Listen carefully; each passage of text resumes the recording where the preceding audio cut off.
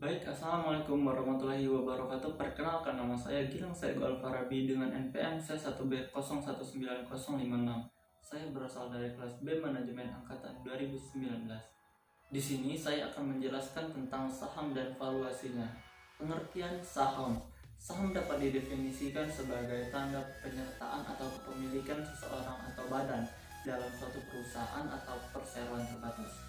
Wujud saham adalah selembar kertas yang menerangkan bahwa pemilik kertas tersebut adalah pemilik perusahaan yang menerbitkan surat berharga tersebut. Porsi kepemilikan ditentukan oleh seberapa besarnya penyertaan yang ditanamkan di dalam perusahaan tersebut. Kemudian masuk kepada pembahasan yang kedua, yaitu hak, hukum, dan fasilitas pemegang saham. Pemegang saham biasa adalah pemilik perusahaan dan mereka memiliki hak dan fasilitas tertentu. A. Kendali atas perusahaan. Pemegang saham biasa atau perusahaan berhak memilih para direkturnya. Selanjutnya memilih pengurus yang akan mengelola usaha. Dalam suatu perusahaan kecil, pemegang saham utama umumnya juga sebagai presiden dan ketua dewan direksi.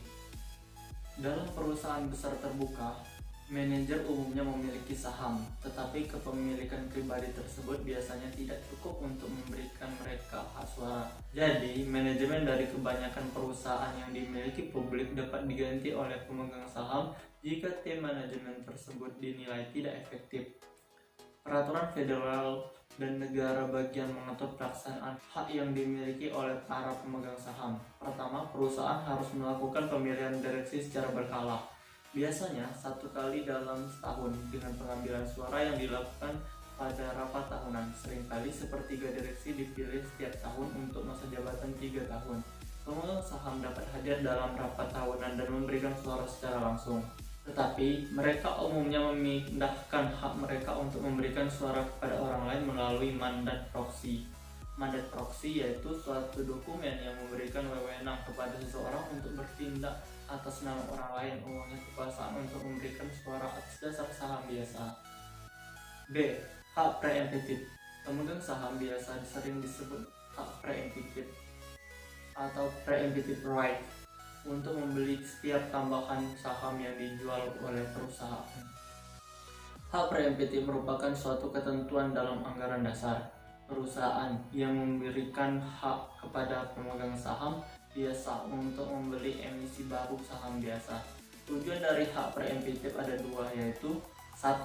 Mencegah manajemen suatu perusahaan menerbitkan saham tambahan dalam jumlah yang besar dan membeli sendiri saham-saham tersebut. Yang kedua, melindungi pemegang saham dari pendilusian nilai. Misalnya beredar 1000 lembar saham biasa yang harganya masing-masing adalah $100, sehingga total nilai pasar perusahaan adalah $100.000. Jika dijual tambah 1000 lembar saham dengan harga $50 per lembar atau sebesar $50.000, penambahan ini akan mengakibatkan nilai total naik pasar menjadi $150 atau $150.000. Ketika total nilai pasar yang baru dibagi dengan jumlah saham yang beredar, yang baru akan dipengaruhi nilai sebesar $75 per lembarnya. Pemegang saham lama akan kehilangan $25 per lembar saham dan pemegang saham baru akan langsung mendapatkan laba sebesar $25 per lembar saham. Jadi menjual saham biasa dengan harga yang di bawah nilai pasar akan mendiluasi harga dan memindahkan kekayaan pemegang saham saat ini dan pada pihak yang diperkenalkan untuk membeli saham baru. C. Jenis-jenis saham biasa. Meskipun sebagian besar perusahaan hanya memiliki satu jenis saham biasa, terkadang digunakan saham terklasifikasi, yaitu untuk memenuhi kebutuhan-kebutuhan khusus. Biasanya, ketika digunakan klasifikasi khusus, satu jenis akan disebut kelas A, jenis lainnya disebut dengan kelas B, dan seterusnya. Perusahaan kecil yang baru berdiri sedang mencari pendanaan dari sumber-sumber luar seringkali menggunakan jenis saham biasa yang berbeda. Misalnya ketika Genetic Concept masuk bursa baru-baru ini, saham kelas A perusahaan dijual kepada publik dan membayarkan dividen, tetapi saham ini tidak dapat memiliki hak suara selama 5 tahun. Saham kelas B perusahaan yang dipertahankan oleh para penyelenggara perusahaan memiliki hak suara penuh secara 5 tahun. Namun, ketentuan hukum menyatakan bahwa saham kelas B tidak dapat menerima dividen sampai perusahaan mampu menciptakan kekuatan untuk menghasilkan laba dan mengumpulkan laba ditahan sampai jumlah yang telah ditentukan sebelumnya. Akibatnya, penggunaan saham yang terklarifikasi memungkinkan publik untuk mengambil posisi dalam perusahaan yang tumbuh dan didanai secara konservatif tanpa mengorbankan labanya. Sementara itu, pendiri perusahaan mempertahankan kendali penuh selama tahap-tahap awal perkembangan perusahaan yang sangat penting. Pada waktu yang bersamaan, investor luar terlindungi dari penarikan dana secara berlebihan oleh pemilik asli perusahaan. Kejadian seperti itu sering terjadi, maka saham kelas B disebut juga sebagai saham pendiri. Saham pendiri merupakan saham yang dimiliki oleh para pendiri perusahaan yang memiliki satu-satunya hak suara, tetapi dividennya dibatasi selama beberapa tahun dan yang telah ditentukan. Kemudian kita masuk kepada pembahasan yang kedua, yaitu valuasi saham. Yang pertama ada valuasi saham biasa. Valuasi saham biasa mencerminkan andil kepemilikan dalam suatu perusahaan.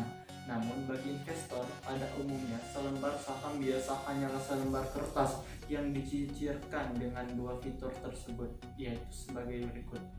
1. Saham biasa memberikan hak atas dividen kepada pemiliknya, tetapi hanya jika perusahaan memiliki laba yang cukup untuk membayar dividen dan manajemen memiliki untuk membayar dividen daripada mempertahankan dan menginvestigasi kembali seluruh laba. Jika obligasi memiliki janji untuk membayar bunga, saham biasa tidak memberikan janji seperti itu. Jika Anda memiliki saham, Anda dapat berharap akan menerima dividen, tetapi harapan tersebut pada kenyataannya tidak terjadi. Yang kedua yaitu saham dapat dijual dan harapannya dengan harga yang lebih tinggi daripada sebelumnya. Jika saham terjadi dijual dengan harga di atas harga belinya, maka investor akan menerima keuntungan modal atau capital gain, biasanya kembali membeli saham biasa. Seseorang berharap akan menerima keuntungan modal karena jika tidak, ia tidak akan membeli saham tersebut. Namun pada kenyataannya, ia biasa saja mendapat kerugian modal, bukan mendapatkan keuntungan modal. Yang kedua yaitu saham dengan pertumbuhan konstan. Dalam banyak hal, aliran dividen diharapkan tumbuh pada tingkat yang konstan. Maka persamaannya adalah perhitungan terakhir dalam persamaan yang disebut dengan model pertumbuhan konstan atau model Gordon dari Myron G. Gordon, orang yang mengembangkan dan mempopulerkan model tersebut. Model mempertumbuhkan konstan adalah model yang digunakan untuk mencari nilai saham dengan pertumbuhan konstan. Kemudian yang ketiga yaitu melakukan valuasi saham yang diharapkan tumbuh dengan tingkat yang non-konstan.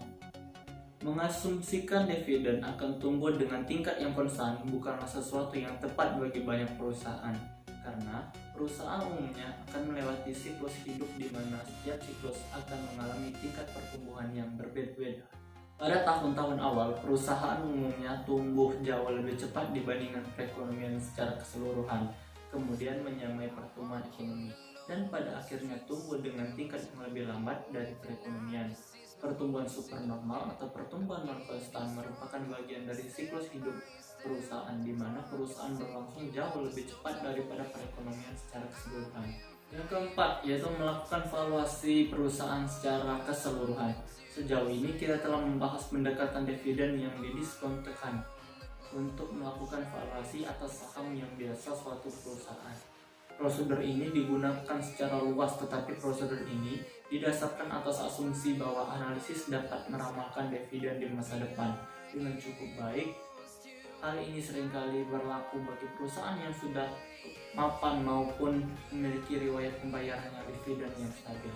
Yang kelima adalah equilibrium pasar saham. Equilibrium merupakan satu kondisi di mana ekspektasi tingkat pembelian suatu efek akan sama dengan tingkat pengembalian yang diminta, yaitu R sama dengan R, dan demikian pula dengan P sama dengan PO serta harganya stabil. Dalam kondisi equilibrium terdapat dua persyaratan saling berhubungan yang harus terjadi, yakni satu, ekspektasi tingkat pengembalian suatu saham seperti yang dapat dinilai oleh investor marginal harus sama dengan tingkat pengembalian yang diminta atau R sama dengan R. Yang kedua, Harga pasar saham aktual harus sama dengan nilai intrusinya, seperti yang diestimasikan oleh para investor marginal. Investor marginal adalah investor representatif yang tindakannya mencerminkan keyakinan orang-orang yang saat ini memperjualbelikan saham. Investor marginal inilah yang menentukan harga saham. Keenam, ada saham preferred. Saham preferred merupakan suatu campuran hybrid satu perusahaan. Saham ini mirip dengan obligasi dalam beberapa hal, dan dalam beberapa hal yang lain juga mirip dengan saham biasa. Sifat campuran ini tampak jelas ketika kita mengelompokkan saham preferred sehubungan dengan obligasi dan saham biasa. Seperti obligasi, saham preferred memiliki nilai nominal dan dividen saham jumlah tetap juga harus dibayar sebelum dividen dapat dibayarkan kepada saham biasa. Akan tetapi, direktur dapat menghilangkan atau melewatkan dividen saham preferred atau tanpa harus membuat bangkrut perusahaan. Jadi, meskipun saham preferred meminta dilakukannya pembayaran dalam jumlah tetap seperti halnya obligasi, tidak melakukan pembayaran tersebut tidak akan mengarah pada bangkrutnya perusahaan. Saham preferred memberikan hak kepada pemiliknya atas pembayaran dividen secara rutin dan dalam jumlah yang tetap. Jika pembayaran tersebut tidak dilakukan untuk selama-lamanya, maka ini merupakan suatu permasalahan perputaitas di mana nilainya VP akan dihitung sebagai berikut. VP sama dengan DP, yaitu dengan keterangannya, yaitu VP sama dengan nilai saham preferred dan DP sebagai dividen saham preferred. Sedangkan RP tingkat pengembalian yang diminta atas saham preferred. Dalam kondisi equilibrium, tingkat pengembalian yang diharapkan RP harus sama dengan tingkat pengembalian yang diminta RP. Jadi, jika kita mengetahui harga saham preferred saat ini dan dividennya, kita dapat menghitung tingkat pengembalian yang diharapkan berikut, yaitu RP sama dengan DP per VP. Jadi, di sini saya akan mengambilkan sebuah kesimpulan dari pembahasan kita kali ini, yaitu saham itu dapat didefinisikan sebagai tanda penyertaan atau kepemilikan seseorang atau badan dalam suatu perusahaan atau perseroan terbatas.